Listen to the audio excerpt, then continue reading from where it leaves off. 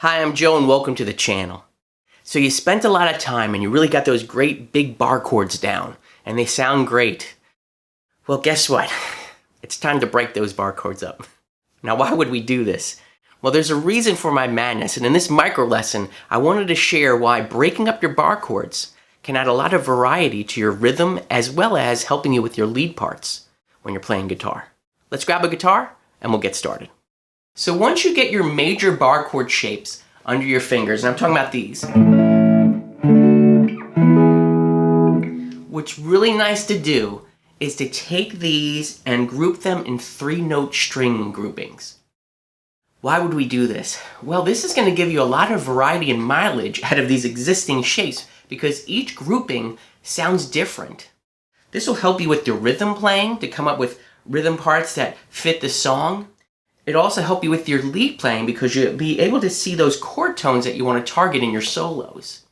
And also, lots of times when we're playing in a song, sometimes playing the full shape can be muddy in the mix. You already have other instruments like the bass guitar laying down the bass note, and there might be some keyboards. So learning these different groupings will help you come up with guitar parts that stand out in the mix and break up the frequency range. Lots of times when I'm thinking about arranging guitars, what's nice to do is listen to what kind of frequencies are already in the song. Is there already a lot of low end, a lot of mid-range, a lot of high end, and figure out what guitar part fits where. So if I'm listening to a song and there's already like a lot of bass happening, I'm thinking to myself, well, let me play something more in the mid-range area.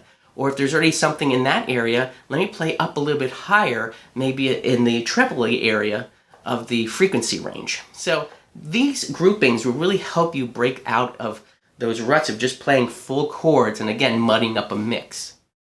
So let's take a look at these groupings. The first one will be kind of easy. It's going to be power chords really. So for starting with the grouping of the E, A, and D string, the first one obviously is going to look like this.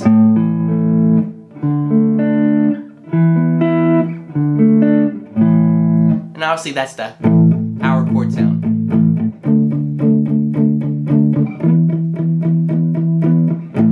There's no third in that. It's all root, fifth, root. The next grouping is really nice, and it's really more basically what Hendrix would do, because he would lots of times play these bar chords with wrapping his thumb around and doing this type of shape.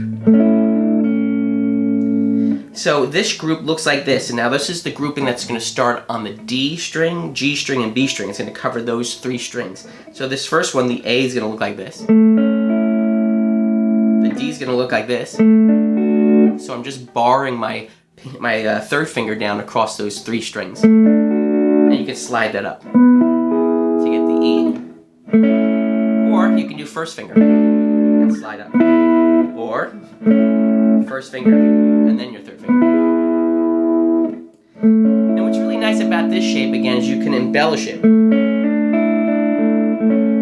Because now I'm adding in that fourth.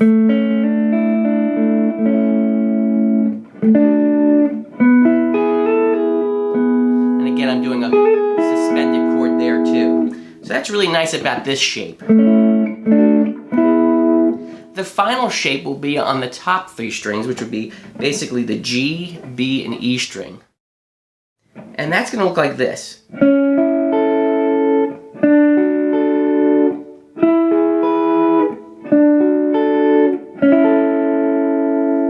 And again, this grouping basically allows you to embellish as well.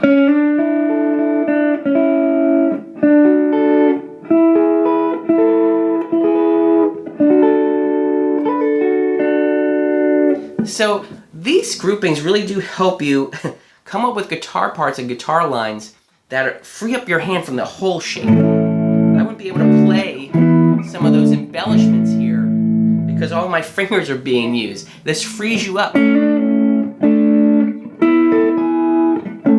to play whatever kind of you want or add little bits of embellishment into your chords. So I just want to encourage you just to start looking at these 3-note groupings for these chord shapes. And what's nice about this is we know that these bar chords is a movable bar shape, right? We can play in any key.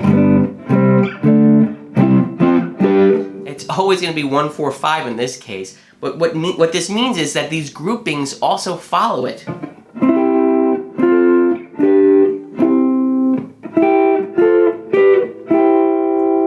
So learning these three basic shapes, or actually I should say groupings of these bar chord shapes, will help you with any key that you want to play in. So a little homework for you to do is learn those groupings in the major chord shapes, but then also try them in two other flavors, and that would be minor chords and then dominant 7 chords. So minor chords and then dominant 7.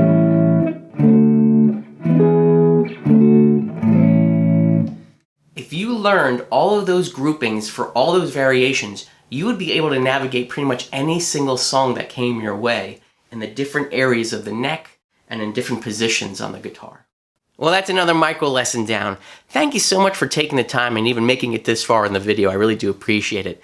And while you're here, if you would do me a favor, would you consider helping me grow the channel by subscribing down below, hit the like button and knock on the bell. All these things really do help me out, and I'm so grateful for your support. As always, I wish you a wonderful day.